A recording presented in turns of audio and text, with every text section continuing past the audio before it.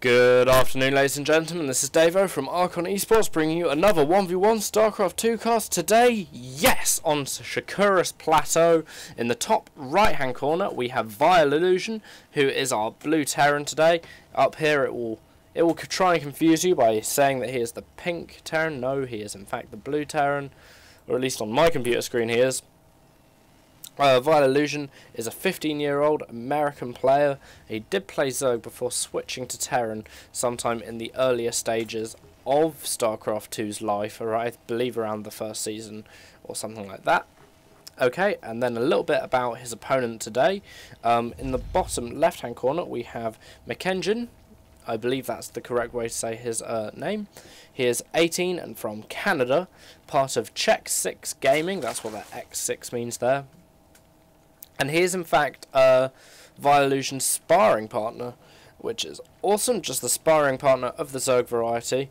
And I just want to talk a little bit about the map. It may seem very obvious to some people who actually play StarCraft already. To others it might seem interesting, so I'm just going to go ahead and say what I want to say. Basically, these watchtowers here on the middle of the map are very, very important, and in many ways I kind of believe that they make this map different to most others as well, because enemy units do pretty much have to pass through this passage to get to each other, unless you go through the whole process of destroying the rocks. So obviously, as a map, it's very kind of, I don't know, I'm gonna say it's very symmetrical, obviously horizontal ways and symmetrical ways, sorry, vertical ways.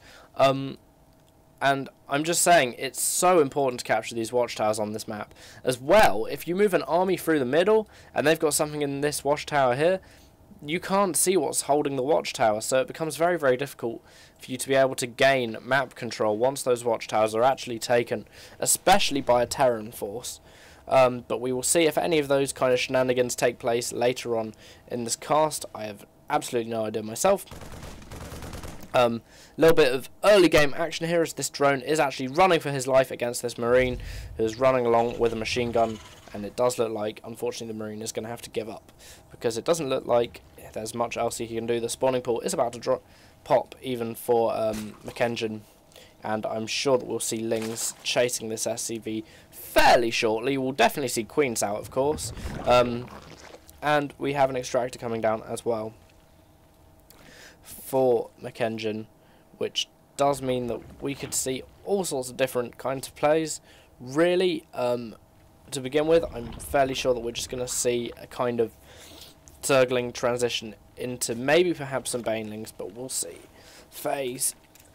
Okay, so we do have two Queens on the way from Mkengyn right now, and of course, vileillusion has actually started to expand as well, which is beginning to look recently a lot like a very popular time for Terran to expand, and of course it makes them very, very hard to beat indeed when they expand this early. We do also have a couple of Marines running down here as well, and they look like they're just going to be poking up here, looking for the Overlords, which unfortunately has just evaded them. Too bad for them. And we'd also have two Zerglings capturing those watchtowers that I was telling you guys about earlier. I mean, just look at how much map control that gives him already. He can see anything that's pretty much coming across the map now, and the only reason he can't now is because he's just moved this this Ling. We'd also have an SCV on the high ground up here. I'm not entirely sure what he's doing. I think he's actually scouting for a third base, which is a very, very good idea as well, because Zerg players do like to take their third bases very, very quickly. Indeed, as well as regularly taking their second bases very quickly as well. In very high levels of play, of course, you do actually see players of all races taking their second bases very, very quickly. But Zerg always do it, whereas Terran and Protoss sometimes don't, depending on what they're planning. Unless, of course, the Zerg does a 6 pull. Now, we do have some Marines moving out here, and they do look like they'll be going to the base of Mkengyn, and it has actually been scouted by this little Zergling who is hopping his way home. It does look like he'll be able to make it home in time, and it does look like these Zerglings should be able to pop in time and do a bit of damage to these Marines, but at the moment, it does look like this Queen will go down for Mkengyn, unfortunately. But this attack does look like it will get cleared up fairly quickly by these Zerglings and that Queen. Unfortunately, the other Queen did actually go down, but I call it whatever you like. Perhaps good kind of seeing things of the future. Foresight, that's the one. Perhaps good foresight. Mkengyn did actually build another Queen just before those Marines arrived.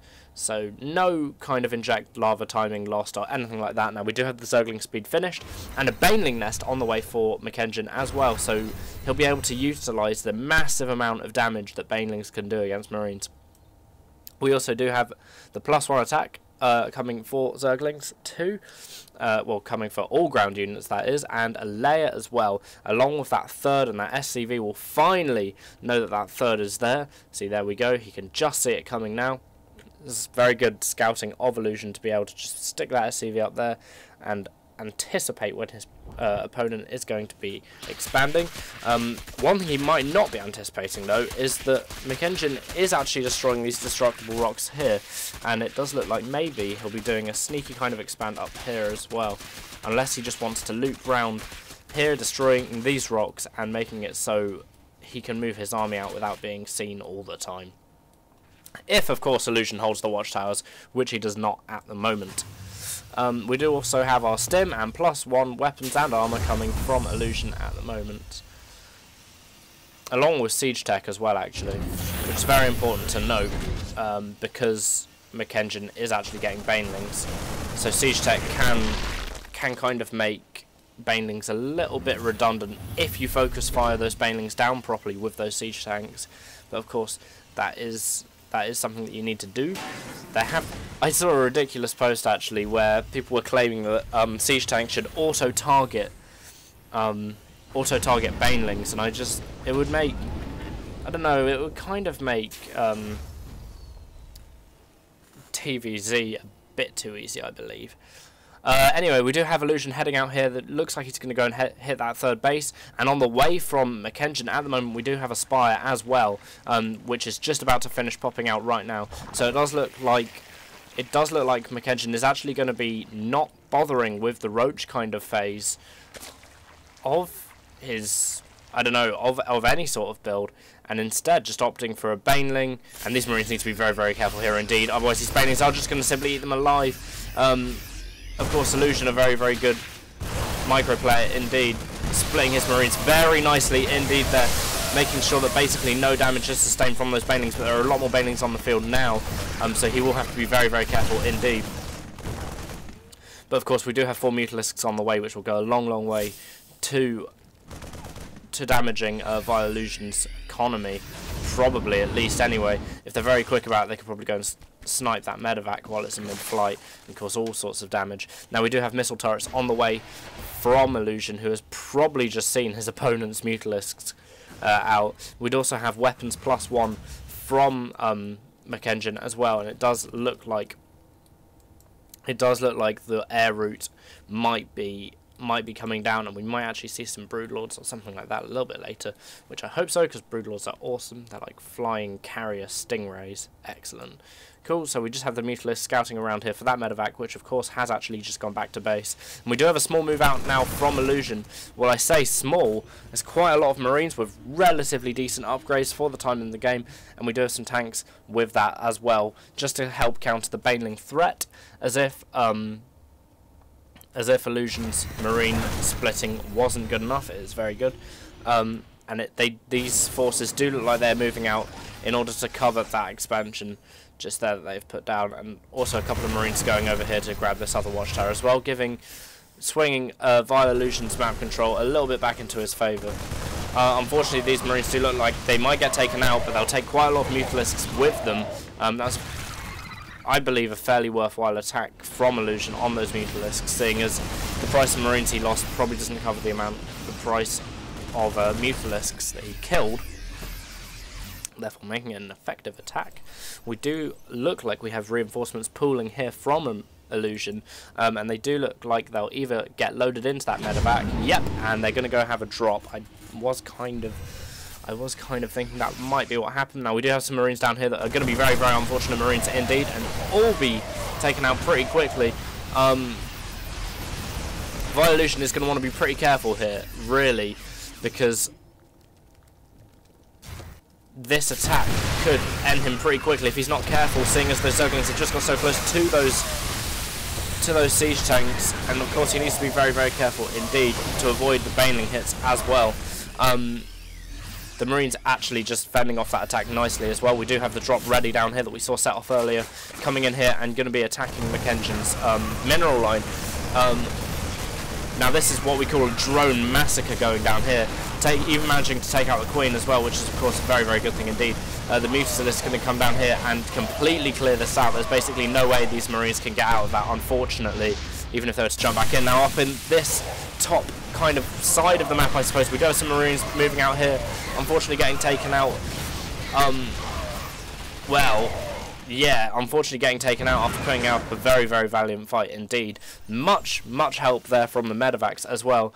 We do have a kind of a mass Mutalisk sort of build going on right here that does look very, very deadly indeed. I mean, Illusion has actually prepared for it a little bit, but that amount of Mutalisks is not going to be stopped by one missile turret. So I think, oh, he has got 3 more. Amazing.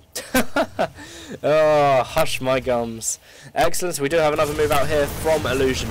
He's bringing his Marines along for the party. He needs to be very, very careful about those Banelings. Oh, unfortunately losing quite a lot of Marines to those Banelings attack. He does need to be very, very careful indeed, because if these Zerglings surround that pack of Marines, the Mutalisks and the Banelings can simply do their work without a care in the world. I mean, obviously the Mutalisks will have to have a slight care, because Marines can shoot up, but not that badly care too much. I mean, he could probably kill these Marines and then just go on to eat alive these tanks, like he is actually doing right about now. That wasn't a good outcome there from Illusion. He did actually lose quite a bit of stuff there. This is quite a crazy game actually. The Marines actually taking the bottom watchtower there as well. More Marines stimming up here, trying to get the flank off on this small amount of units, but unfortunately there is no reinforcing medevac. Now there is just being joined by some more medevacs, about 10 more Marines. Marines absolutely legging it, injecting themselves with stim and giving it some. We do also have these Mutalisks here taking out this relatively small group of Marines compared to them. This is what I believe Illusion has to be careful of, is the mass Mutalisk play, because I mean the versatility and maneuverability of the Mutalisks is really, really giving Mkengyn a bit of an edge at the moment. And here we have a really, really good attack as well, forcing the orbital command to lift off. Mkengyn actually being able to snipe a tank as well. So that was pretty brutal too. We do have some Baneling landmines burrowed around near the tower as well, so if Illusion does move out, we can expect a lot of gooey dead Marines just lying around near the watchtower. And we have another orbital command here, probably that's going to be put onto a 3rd expansion anytime soon, but at the moment Illusion does kind of need to do something about those Mutalisks, and here we see him doing something about those Mutalisks. We have the Thors out, of course, which give tremendous splash damage, and basically renders the mass Mutalisk kind of ball a bit risky for Zerg players. I wouldn't say it renders it useless, I'd say it renders it very, very risky indeed, because the amount of splash damage that they can provide is huge, especially when your Mutalisks are grouped up in such a way. And we do have the command center landing here just now. And ooh, I thought he was going to go for it. I thought Mkengyn was actually going to go for it, but it doesn't look like he is. It does look like he is in fact going to wait for some Zerglings in order to take out that Thor first of all. And we do have that Thor being what they call magic boxed pretty quickly. I don't know about that. Ooh, with some fairly good control there, he was able to rescue his Mutalisks as well. We do have weapons +2 on the way for our Terran player as well. Vehicle weapons, that is. Oh, that Marine greeting a very, very grisly end indeed. The weapons +2 will definitely help him against that Mutalisk ball that he does have to be so careful about. Unfortunately, that mule not being quite close enough to the Baneling landmines to let them off, but that might all change right here. Oh no! And we do have vileillusion losing a lot of his forces. Oh, to that epic Baneling landmine. Oh, so brutal. That must have hurt. Now, I mean, Mkengyn has actually really got a very good opportunity just to push quite a lot right now. For example, he has just killed a lot of SCVs as well. vileillusion looking in very bad shape all of a sudden. Mainly because he lost quite a lot of his army so quickly. I'm not exactly sure where these infestors are going. They were just looking like they were going to their death. At the end of this cast, I know I shouldn't look back at casts with the rewind function, but at the end of this cast, I'm going to look back on that Baneling explosion, and I am going to smile, and we're going to watch it again because it was excellent. In fact, we'll watch it at normal speed as well. Yeah! Okay, so we do have another push coming here from Mkengyn as well, covered by the siege tanks from Illusion. As I say, Illusion does have to be more and more careful as well. There are a lot of Banelings on the field. During the big battle, it can be kind of difficult to identify exactly where the Banelings are, which can be very dangerous for a Terran player indeed. During the large battles, when there's so much stuff going on, it can become a little bit difficult. Okay, and we do have Illusion actually moving out a little bit now, scanning first, I think, just in case of Baneling landmines, like we have seen. And I mean, really, these Mutalisks, I think Mkengyn actually might have to change his tactics a tiny little bit. With the superior kind of viewing angle that we have, we can safely say that anyway. And yes, as I hinted at earlier, we might see, because we were getting the weapons upgrade for air, we are actually seeing Broodlords up and coming right about now. Unfortunately, this expansion does look like it will get taken down pretty quickly from Mkengyn. Unfortunately, these Mutalisks do need to be very careful about these stores though. Oh, they need to be very careful indeed. Ooh, this is a big battle indeed. Up in the right hand side we have the Marines coming in and helping the Thors out with the Mutalisks, which by the way are basically completely dead by now. And we do also have the Broodlord push, and it is worthy to know as well that these Broodlords are on the high ground, so Illusion will have to get some medvacs there to scout the high ground before they can actually even be touched. Wow, this is a really epic game all of a sudden. Really epic. I'm really enjoying this game. Excellent. I mean, whew, wow. At the moment, it does look like it is swinging into Mkengyn's favour in the economy kind of side of things. But here he does... Oh, he will need to be very careful about his positioning of these Broodlords here, because they are very close to where the Marines are standing. With some fungal growths as well, they're very vulnerable to the Baneling attacks. I mean, that many Broodlords will kill this kind of amount of Marines quite quickly, but once the Marines get under them like that, the Broodlords really don't stand a chance at all, and will die very quickly indeed. This is a very back and forth game indeed. It does look like this infestor will perish if he's not careful. Luckily he is careful, but we do have the hatchery from Mkengyn actually being taken out as well, pretty sharpish too. Illusion doing some very nice play indeed. I believe he actually took out a drop from there earlier as well. And there is Mkengyn GGing. Now, mainly GGing, I think, because he has been denied getting his expansions quite readily. And I mean, the Mutalisk harassment just fell apart after Illusion got some Thors together. Also, I mean, there was a real kind of dip in the kind of quality of Mkengyn's micromanagement when he allowed those Broodlords just to sit there while the Marines ran underneath them, unfortunately. Now let's kind of try and find where that immense Baneling explosion is again, because I quite frankly just want to watch it again. Okay, here we go. Oh, okay. Oh! Oh, I could watch that all day.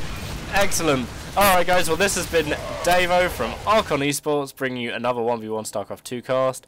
I hope you enjoyed and stuff. I hope you've had a lovely day. And I hope I'll see you guys next time as well. Any comments or anything like that, stick them down in the subscriber box. I just can watch that over and over again. If you want to subscribe. If you don't want to subscribe, that's fine, don't subscribe. Also, if you like the video, why not put a like on it too? Thanks a lot, guys. Thanks for watching, and have a nice day. Enjoy playing StarCraft.